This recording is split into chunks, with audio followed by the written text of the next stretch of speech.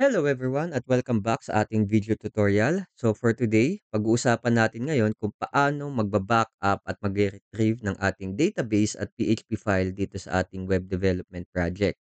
Okay, so to give you the context, as a developer, minsan nakakalimutan natin mag-backup.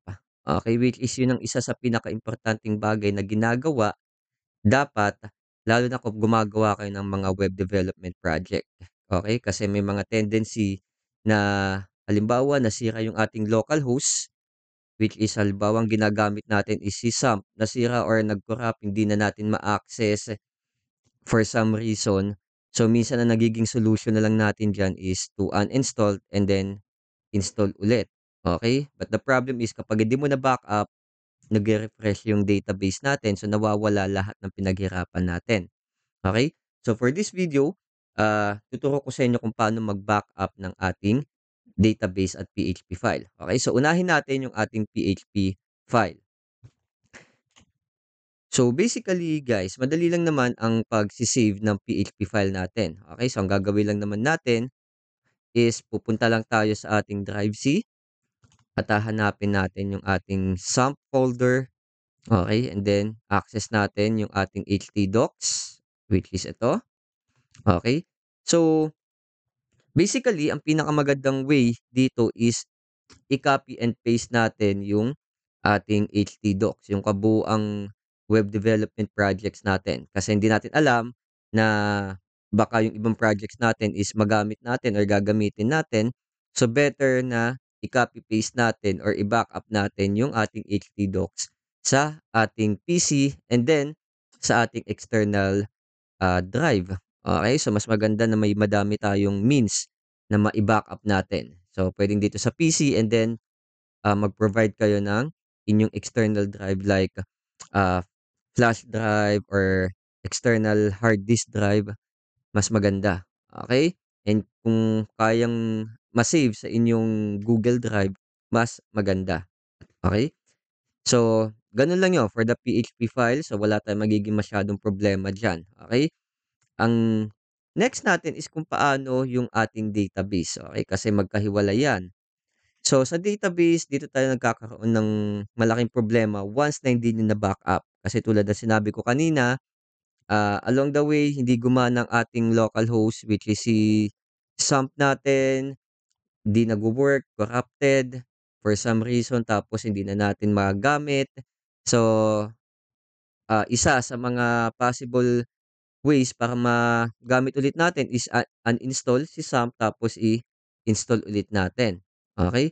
Then kapag install, basically nagkakaroon kasi tayo ng, ah, reset ng ating database, okay? So for the purpose of this example, gumawa ako ng ating shop database, okay? So ito yung shop natin na database na may dalawang table, okay? So meron tayong product, okay, na may dalawang record and then user, okay, na may tatlong record. Okay, so paano muna natin iba-backup itong database natin?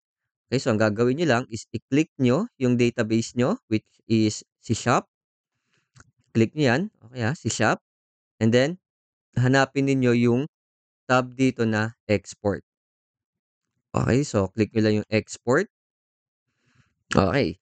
So basically wala na kayong babaguhin dito, okay, kasi sa template naman natin, hindi naman tayo gagawa ng template and then select lang natin by default is yung quick, okay? Since gusto kong makopya lahat ng, database as same as yung record ng tables natin, okay, lalo na yung table natin. Okay, then format is SQL lang naman. So, in short wala kayong babaguhin dito, click niyo lang export, okay, and then makikita ninyo is nandun na sa ating download file or download folder yung ating database. Okay, so ang gagawin niyo dito is ika-copy paste niyo 'to sa inyong PC, sa inyong external drive or even sa inyong, Google Drive or minsan ang ginagawa ng iba sa mismong Messenger nila is inilalagay dun para lang at least may backup.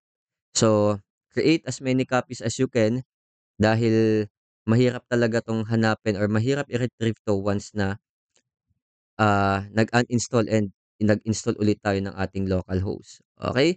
So, let us assume na okay na, meron na tayong kopya. Ang gagawin natin ngayon, siyempre hindi ko uninstall 'to, ide-delete natin yung database. Okay, so ang gagawin natin, punta lang tayo ng home, then tingnan natin ang ating database, and then sa pag-delete ng database basically magde-drop lang naman tayo. Okay, so ang gagawin natin is ide-drop natin 'to para mawala yung ating database na shop. Okay, so drop.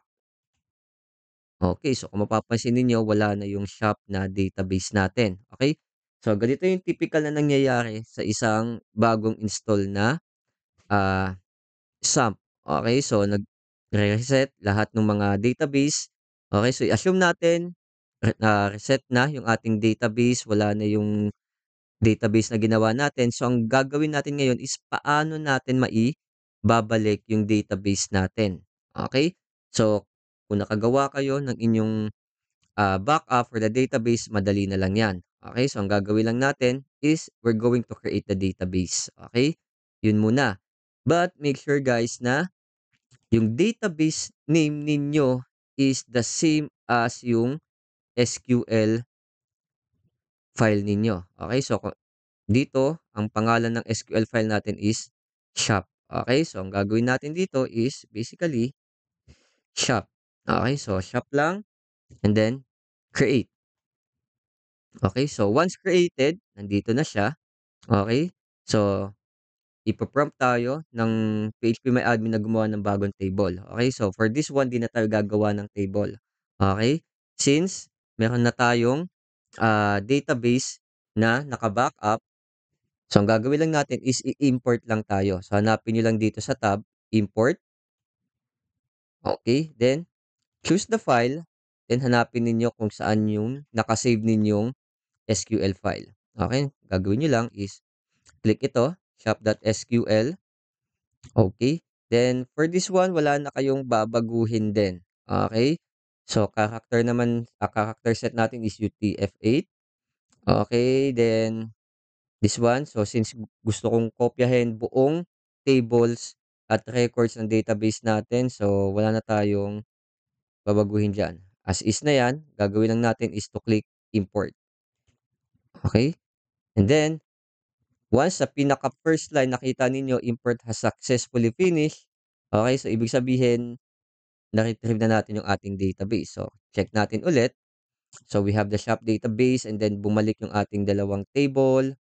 Then we have yung record natin kanina na dalawa for the product and then sa users natin, so we have the 3. So, ibig sabihin yung current state na pagba-backup ninyo is na-retrieve. Okay? So, once again, paalala lang na as a developer, it is a best practice na dapat sinisave nyo lagi or nagba-backup kayo lagi ng files and database ninyo. Okay? Kasi hindi natin alam kung anong pwedeng mangyari sa kalagitnaan ng paggawa or pag-develop natin ng isang website. And then pangalawa, better to practice lalo na pagdating sa industry na halos everyday bina-backup ang database at yung mga file. Okay? So with that, see you on the next video.